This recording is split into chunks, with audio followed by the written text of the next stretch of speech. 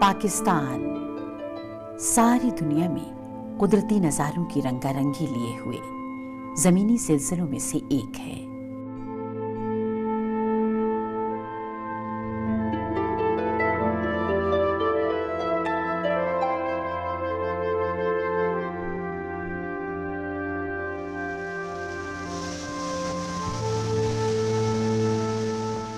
बहिराए अरब के साहिलों से लेकर 8.5 किलोमीटर ऊंची बर्फ से ढकी केटू की चोटी तक,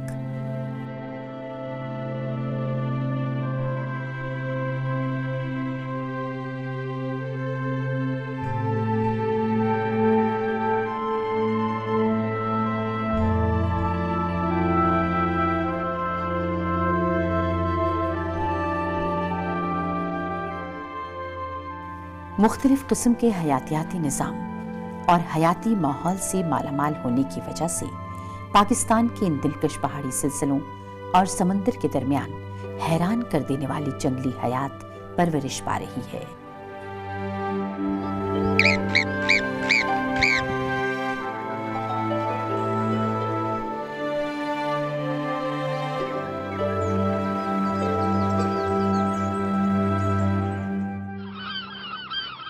ये हयाती माहौल कुछ जानवरों की खत्म होती हुई नस्लों को भी बरकरार रखे हुए है, जिनमें इंडस ब्लाइंड डॉल्फिन और हिमालय के भूरे रीछ शामिल हैं।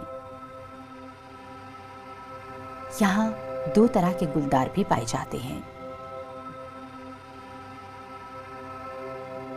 इनमें एक बहुत बुलंदियों पर रहता है, बर्फानी गुलदार, जो इन बर्फीली पहाड़ियों का एक बड़ा शिकारी जानवर है।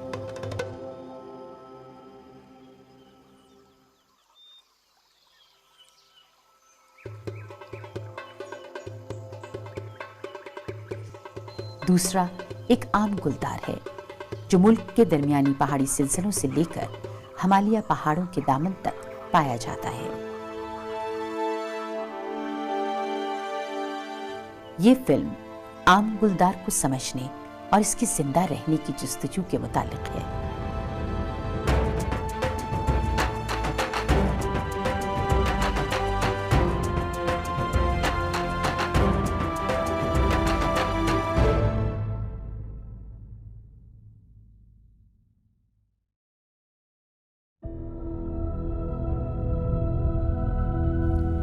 पाकिस्तान में इन कुदरती मनाजिर वाले ज़मीनी सिलसिलों को बचाने के लिए हुकूमत ने मुल्क में 26 नेशनल पार्क बनाए हैं।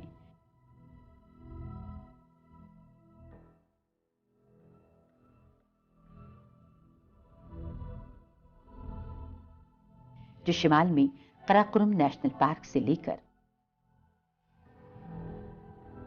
जनूब में बहिराए अरब के करीब हंगोल नेशनल पार्क तक फैले हुए हैं। ये खूबसूरत इलाके इसलिए महफूज बनाए गए हैं ताकि यहाँ के कुदरती माहौल और जंगली हयात की हिफाजत की जा सके।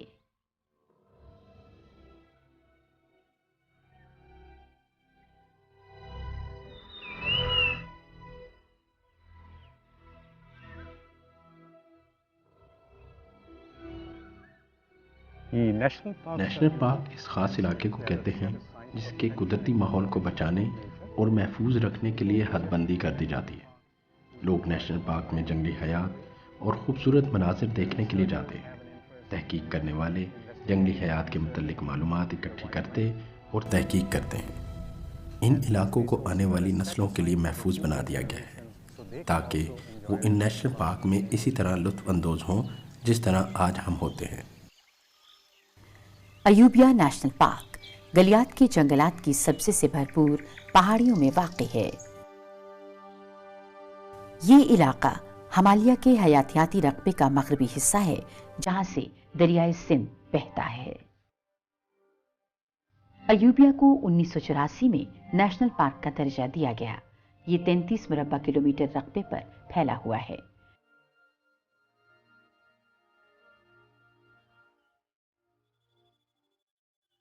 ये नेशनल पार्क 2300 मीटर की औसत बुलंदी के साथ पाकिस्तान के उन जंगलात में से एक है जहां बारिशें ज्यादा होती हैं।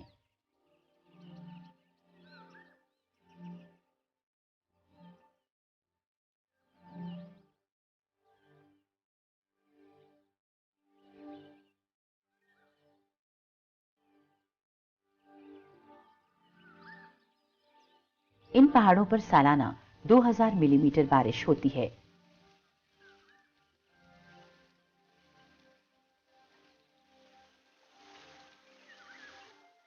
जिनसे अयूबिया में मौजूद कुदरती चश्मों, झरनों और ताजा पानी की नहरों को पानी मिलता है।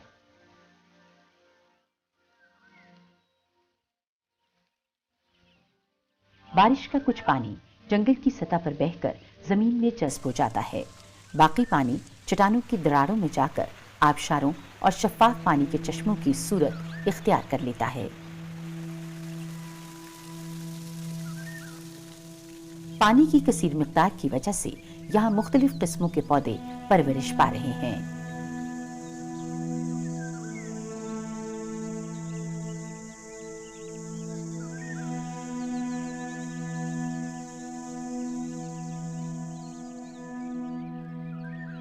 जमीन पर उगने वाली घनी झाड़ियां और पौधे नायाब किस्मों के जानवरों और परिंदों के रहने की जगह हैं।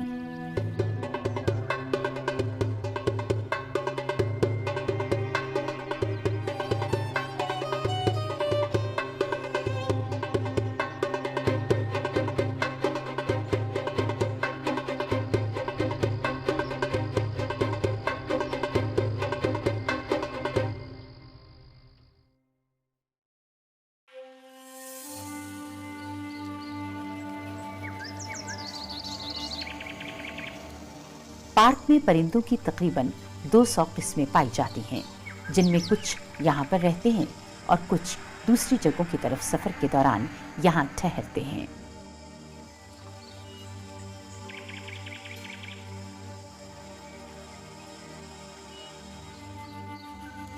इस पार्क में पौधों की 757 किस्में पाई जाती हैं, जिनमें तिब्बी खुसूसियात वाले पौधे भी शामिल हैं, जो मकामी लोग मुख्तलिफ बीमारियों के इलाज के तौर पर नस्लों से इस्तेमाल कर रहे हैं। यहाँ रेंगने वाले जानवरों की तकरीबन 90 किस्में पाई जाती हैं और कीड़े मकोड़ों की किस्मों की तादाद 650 है।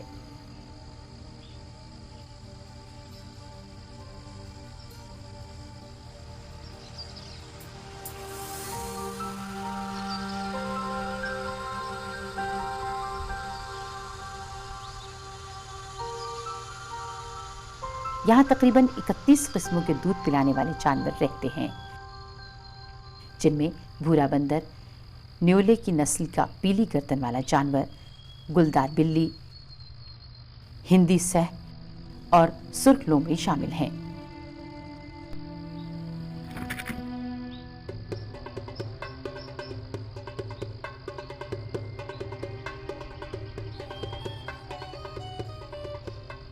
ताहम आम गुलदार यहाँ का बड़ा शिकारी जानवर है और ये जंगल उसका इलाका है।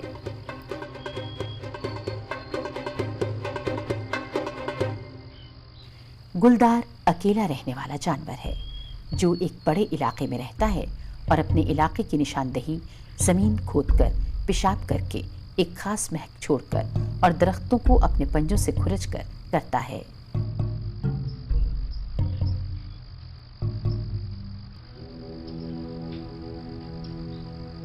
एक गुलदार के इलाके की हद का इन्हिसार वहाँ के माहौल और खुराक के मिलने पर होता है।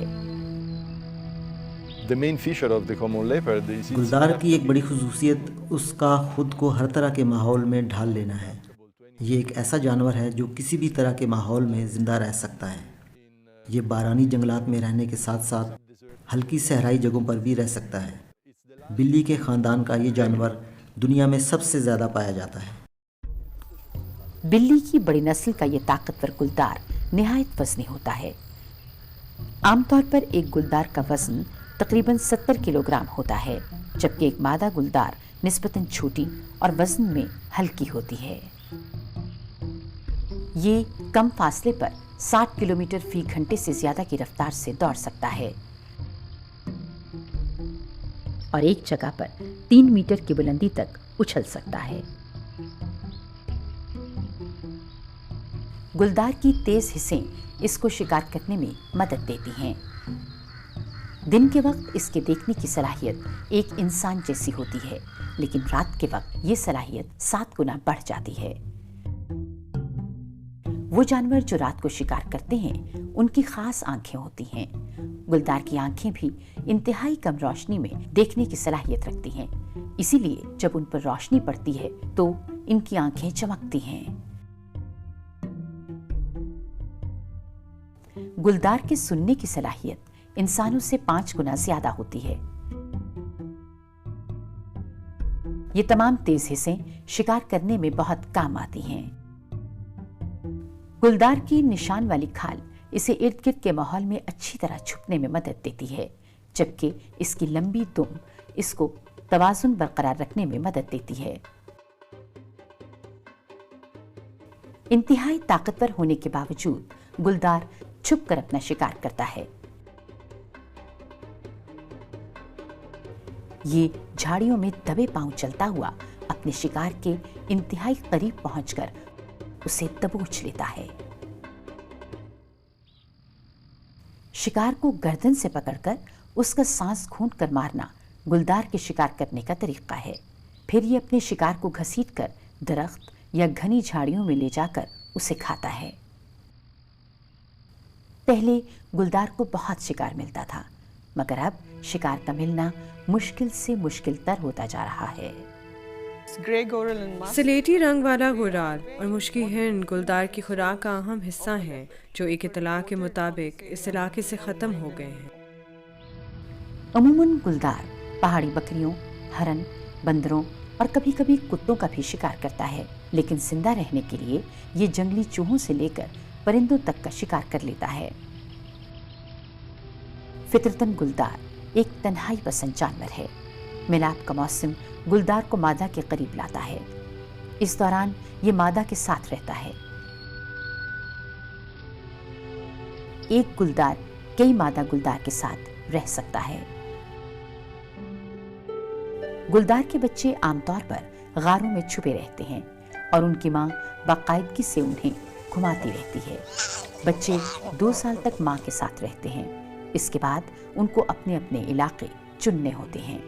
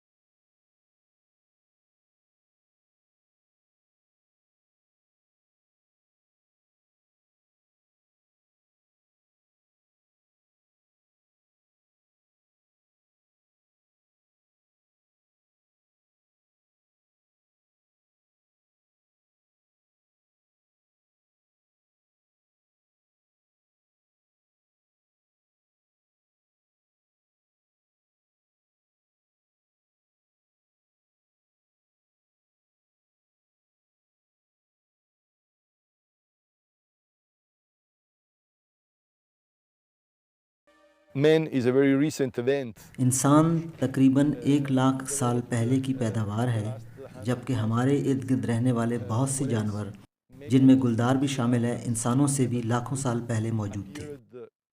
اس لیے یہ توقع کی جاتی ہے کہ انسان کی وجہ سے زیادہ نقصان نہیں ہوا۔ نہیں، یہ سچ نہیں ہے۔ انسانوں نے بہت نقصان پہنچایا ہے۔ شاید یہ وہ نظام ہے جس نے نہ صرف فطرت کے حیاتیاتی توازن کو خراب کیا ہے، بلکہ جنگل کے ماحول اور اس میں رہنے والی جنگلی حیات کو بھی نقصان پہنچایا ہے۔